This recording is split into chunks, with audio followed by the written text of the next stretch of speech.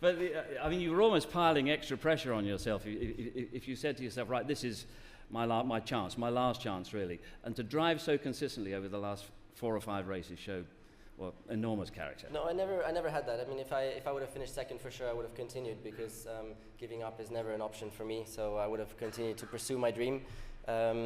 But yeah, for sure, the pressure was unbelievable in those last 4 races.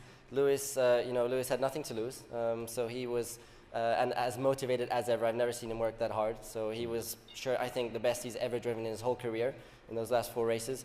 I felt I had lead weights on my shoulders from all the pressure, and yeah, so I think, yeah, for sure, my mental approach, I think in the end helped me a little bit there, to keep my head down, just keep focused, and just try and get the job done and do what I need to do, which was get those second places to bring it home. And yeah, I mean, the feeling crossing the finish line, that last race was absolutely crazy. I mean, that was it was horrible. It was just unbelievably horrible.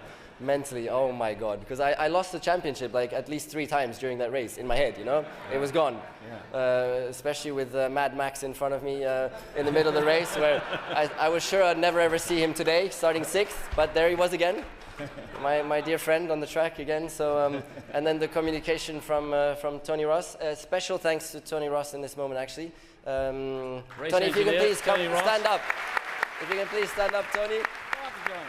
There you go, my engineer. Tony Ross, race engineer. For 10 years in Formula 1, so for nearly all of my career.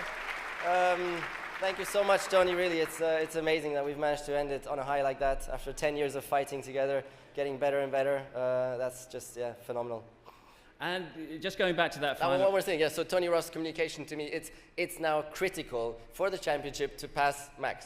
We all Can you heard imagine that wouldn't be the nicest ever thing to hear when you're out on the racetrack. It's not what you want to hear. It's not... So there I was. I had to go for it, and it was damn close, but I made it stick. And I think it's probably the most intense moment I've ever had in my career. The adrenaline rush was just ridiculous.